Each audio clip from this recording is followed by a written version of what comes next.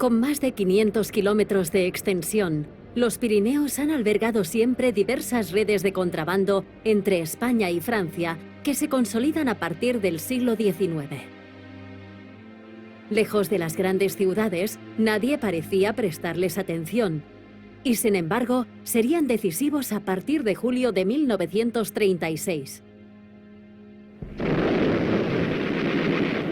Con el inicio de la Guerra Civil Española, miles de hombres de ambos bandos ven amenazada su vida. Uno de estos hombres es el fundador del Opus Dei, San José María Escrivá de Balaguer. Durante más de 8 meses se oculta en domicilios particulares de Madrid, hasta que en marzo de 1937 es acogido en la legación de Honduras, donde convive con decenas de refugiados. Pero San José María siente la necesidad de continuar la misión que Dios le ha encomendado, hacer el Opus Dei. Y provisto de una documentación falsa, viaja a Barcelona tratando de conectar con una expedición clandestina que le permita cruzar la frontera a través de los Pirineos. Le acompañan 7 personas que se dirigen espiritualmente con él, algunos de los cuales son miembros del Opus Dei. En Barcelona, el grupo contacta con Mateu Mullaví, natural de Peramola. En este pueblo, situado a unos 70 kilómetros al sur de Francia, su sobrino había creado una red de colaboradores dispuestos a ayudar a fugitivos que quisieran pasar a Andorra a cambio de una fuerte suma de dinero. Tras 41 días de tensa espera, San José María y 5 de sus acompañantes toman el autobús de línea de la Seu d'Urgell. Para no levantar sospechas, los 3 más jóvenes se apean en Sanaüja. El resto permanece 30 kilómetros más en el autobús. Pasado el pueblo de Oliana, se apean en el puente que cruza el río Segre. Allí les espera Antoni Bach, Tonillo, que en algo más de 1 hora les conduce hasta Peramola. Jiménez Vargas recuerda en su diario esa primera noche. Sin que nos viera nadie, dando un rodeo, nos metieron en un pajar situado a las afueras del pueblo. Allí teníamos que quedarnos entre un enjambre de ratas hasta que volvieran a buscarnos. A tan solo 13 kilómetros de allí, un joven catalán se oculta en la aldea de Seriñana. Se trata de Antonio Dalmasas, que tras meses de reclusión e incertidumbre en Barcelona, decide también incorporarse a una expedición que le lleve hasta Andorra. En Peramola, mientras tanto, Tonillo acude de madrugada al pajar en el que duermen Escrivá y sus 2 acompañantes. Deben abandonar el pueblo ahora que todavía es de noche. Su hijo Paco les guiará hasta Cal Vilaró, una masía del núcleo de Pallarols en la baronía de Rial. Allí les espera Pere Sala, el amo de la casa y quien se hará cargo del grupo en los próximos días. Al día siguiente, llegan los 3 que se apearon en Sanaüja. Esa misma noche, Pere Sala conduce al grupo a la rectoría de Pallarols, a 20 minutos de Vilaró. Y antes de volverse, les advierte de que no deben abrir la puerta a nadie. Poco después, los 6 hombres se acomodan en una pequeña estancia situada sobre el ábside del templo, dispuestos a pasar la noche. Pero Escrivá es incapaz de dormir, abrumado por las dudas y sin saber si realmente está cumpliendo lo que Dios quiere de él. En Madrid se han quedado su madre, sus hermanos y otros miembros del Opus Dei. Y le parece que les está traicionando. Francisco Botella describe en sus memorias esos momentos. Daba gemidos cada vez más profundos y tenía un sollozo de dolor insoportable. Nunca había visto llorar así a nadie. Era una angustia que estremecía. Era una pena hondísima que le hacía temblar. Pedro Castiaro completa la escena en sus memorias. De pronto me pareció oír decir a Juan una frase que me desconcertó aún más. A usted le llevamos al otro lado. vivo o muerto. Aquello era superior a mis fuerzas. Invoqué una vez más a la Virgen y me dormí, vencido por el inmenso cansancio. Todo cambia por la mañana, cuando Escrivá decide bajar a rezar a la iglesia que está adosada a la rectoría. Él mismo lo recordaría un año después con estas palabras. Le dije al Señor, si estás contento de mí, haz que encuentre algo. Y pensé en una flor o adorno de madera de los desaparecidos retablos. Volví a la iglesia, miré por los mismos sitios donde había mirado antes y encontré enseguida una rosa de madera estofada. Con la rosa en la mano y lleno de alegría, San José María dejó la iglesia y subió de nuevo a la rectoría, donde había pasado la noche. Allí, sobre una mesa, se dispuso a celebrar la misa. Así como nunca había visto al padre tan afligido como la noche pasada, tampoco lo vi nunca tan gozoso como aquella mañana. San José María conservó aquella rosa como un auténtico tesoro. Y en la iglesia de Pallarols existe hoy una réplica de la imagen destruida en la guerra y a la que probablemente pertenecía esa rosa. Poco después llega Pere Sala, acompañado de Manolo Sainz de los Terreros y Tomás Alvira, que también formaban parte de la expedición y que habían salido de Barcelona 2 días más tarde. Pere les conduce por el bosque hasta llegar a una cabaña medio excavada en tierra. En este refugio, que llaman la cabaña de San Rafael, permanecen ocultos durante 5 días. Cada mañana, Escrivá celebra la Santa Misa en un altar cercano, fabricado con troncos y piedras. El propio Pere Sala se encarga de proporcionarles los víveres necesarios. Mientras tanto, Dalmases ha abandonado Serinyana. Un guía de la organización le ha conducido hasta los dominios de Can Juncàs, centro neurálgico de la red de evasión. Sin embargo, la pensión en la que se alberga Dalmases recibe la inesperada visita de unos milicianos. Pasamos enjaulados 3 largos días, con los milicianos llenando la casa y sin poder hablar ni encender la luz. Teníamos los nervios de punta siempre, y los 3 días se nos hicieron largos como 3 años. El 27 de noviembre, los milicianos abandonan por fin la pensión. Y al atardecer, el guía conduce a Dalmases junto al grueso de la expedición que les llevará a Andorra.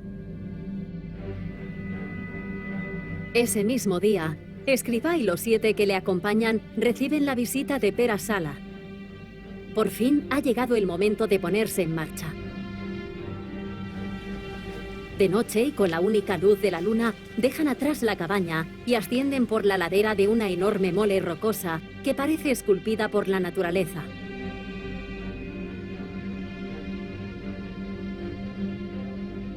Llegan así a la Casa del Corb, un sorprendente refugio natural donde descansan durante 3 horas. Allí coinciden con otros fugitivos que formarán parte de su misma expedición.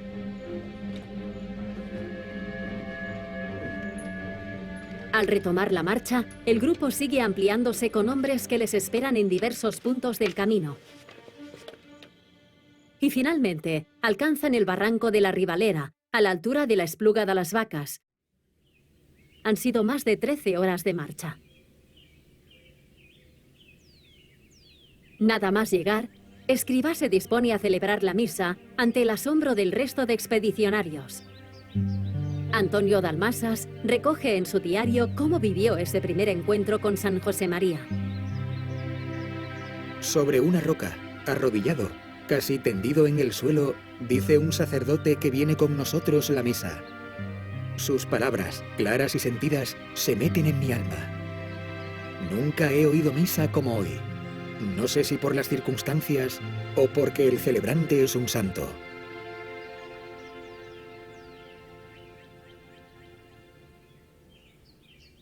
A las 4 de la tarde aparece el guía principal de la expedición, Josep Cirera, un joven de apenas 23 años que enseguida muestra una gran autoridad. Poco después, el grupo se pone en marcha. Y en una hora alcanzan la Canal de la Llassa, donde comienza la dura ascensión a Auvens.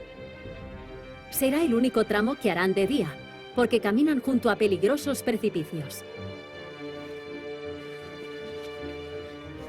El rigor de la subida pone en evidencia la falta de forma física del grupo de Escriba. De pronto, Tomás Alvira se tumba en el suelo, incapaz de continuar. Inmediatamente, Sirera da la orden de abandonarlo.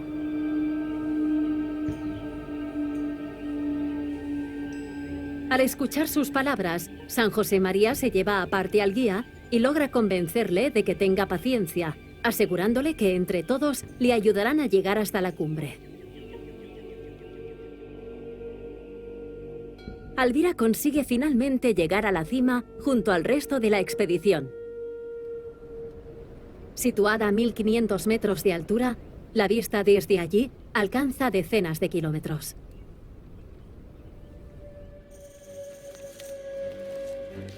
Ya de noche, y tras un merecido descanso, el grupo inicia el descenso en silencio absoluto.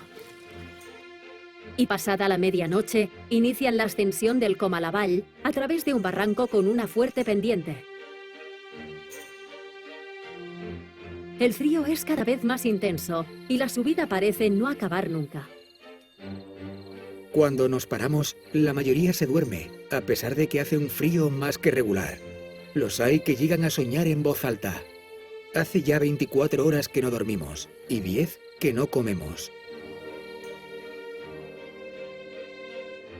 Está casi amaneciendo cuando llegan por fin a Can Fenollet, cuyos dueños son parientes de Sirera. La actitud de San José María no pasa inadvertida al joven dalmasas. El padre da ánimos a todos. Su compañía inspira confianza. Un extraño magnetismo sale de él, y a mí me ha impresionado profundísimamente. Horas más tarde, la expedición almuerza generosas raciones de alubias, carne de cordero y patatas. Será la última comida realmente nutritiva que tendrán en el resto de la travesía. Al hacerse de noche, se reanuda la marcha. En algo más de una hora, superan el collado de Santa Fe, desde donde se divisa el Valle de Cabó. A continuación, descienden por una pronunciada ladera. Los árboles cierran el paso a la escasa luz que proporciona la luna y las caídas son continuas. Pero Sirera apremia al grupo a seguir caminando hasta llegar a los pies del imponente Monte Ares. Son 3 interminables horas en las que deberán salvar 900 metros de desnivel a oscuras. San José María no tarda en quedarse atrás. La respiración del padre se hizo fatigosa. Después se paraba unos segundos y el guía, con sus músculos de acero, no ofrecía cambio de velocidad en su subida. La debilidad de Escribá es tan grande que Francisco Botella y Miguel Fisac deciden tirar de él para que pueda seguir caminando. Completamente agotados, llegan por fin al caserío de Ares, muy cerca de la cumbre y actualmente deshabitado. La subida había sido una paliza. Entre los más jóvenes ya los había tan descompuestos que tenían ganas de abandonar. Y no digamos cómo iban los que ya habían empezado a fallar en las primeras jornadas. Finalmente, llegan a la borda de Conorbau, propiedad de un amigo del guía. Es el final de otra etapa extenuante de más de 12 horas. Sirera les proporciona algo de pan, un pequeño queso y un poco de chorizo para reponer sus mermadas fuerzas. Pero les advierte que deben administrarlo bien, porque es todo lo que comerán en los 2 días que les queda de travesía.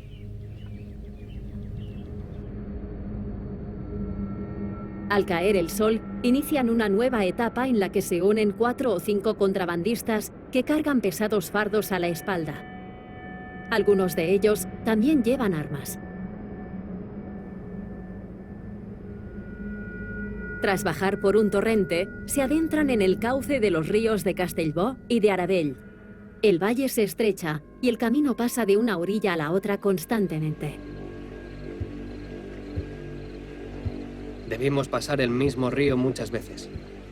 Algunas, en cauce hondo y estrecho, nos llegaba el agua hasta los muslos.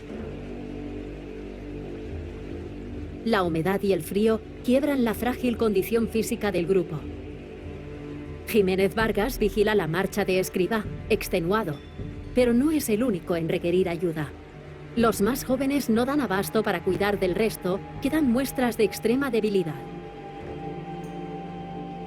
Dalmasas, que a estas alturas es casi uno más del grupo, sale en auxilio de Alvareda, incapaz de cruzar el río una vez más. El señor viejo que está deshecho no puede más. Y para pasar tengo que llevarlo abrazado, cogidos los dos. Es algo serio, muy serio, oír cómo gime de dolor el pobre señor. Cuando por fin abandonan el cauce del río, divisan a lo lejos la luz de unos carabineros. Muertos de frío, permanecen inmóviles hasta que Sirera ordena reanudar la marcha, cerca de una hora más tarde.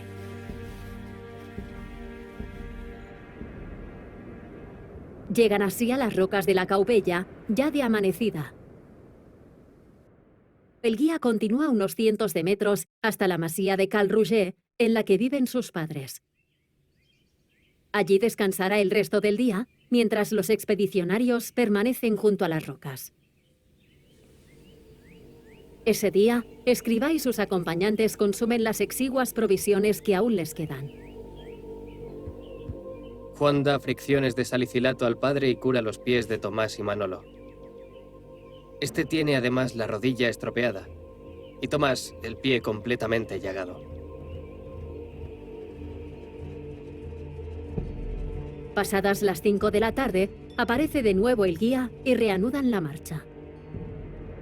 Metro a metro y a través de un bosque espesísimo, ascienden hasta la collada de la Torre para iniciar después un rápido descenso hasta el río de Cibís. Allí, el guía percibe una patrulla cercana y ordena silencio absoluto. Poco después desaparece para evaluar posibles alternativas. Pero tras 2 horas largas de espera, Sirera no aparece. En medio de esa larga espera, San José María sufre una crisis y comienza a temblar. El padre estaba rígido y con los brazos y piernas como anquilosados. No sabíamos qué hacer ni qué pensar. Pensábamos que ya era prácticamente imposible que el padre pudiera seguir andando y ni siquiera ponerse en pie.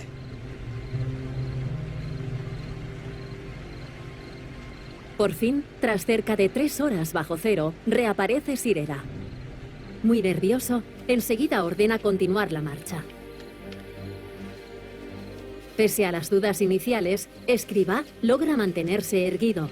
Sus amigos respiran aliviados, pero saben que en cualquier momento puede desfallecer de nuevo.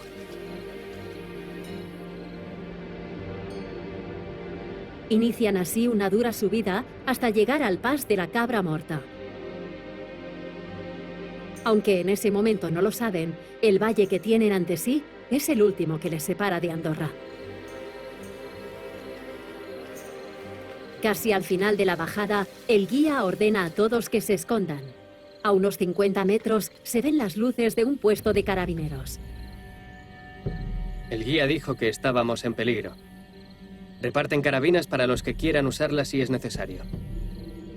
Juan, después de hablar con el padre, les dice que nosotros no queremos.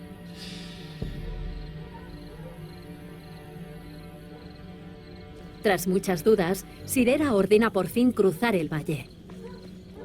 Algunos perros ladran con fuerza, alertando de su presencia, pero ningún carabinero parece darse cuenta y la expedición empieza a subir por la ladera. De pronto, los más rezagados del grupo oyen algunos disparos a lo lejos y empiezan a correr monte arriba. El nerviosismo y la tensión se contagian en todo el grupo.